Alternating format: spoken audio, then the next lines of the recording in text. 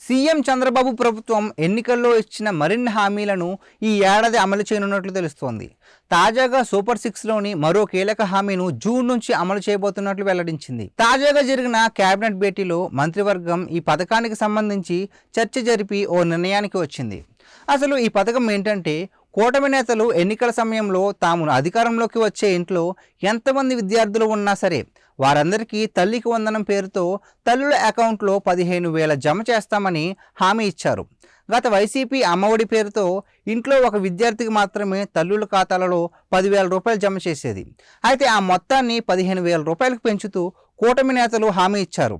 తల్లికి వందనం పథకం కింద విద్యార్థులకు ఏటా 15,000 ఆర్థిక సహాయం అందించేందుకు తాజాగా భేటీ అయిన మంత్రివర్గం నిర్ణయం తీసుకుంది.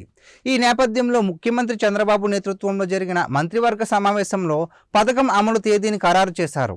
ఈ ఏడాది జూన్ నుంచి ఈ పథకం అమల్లోకి వచ్చే అవకాశాలు కూడా ఉన్నాయి.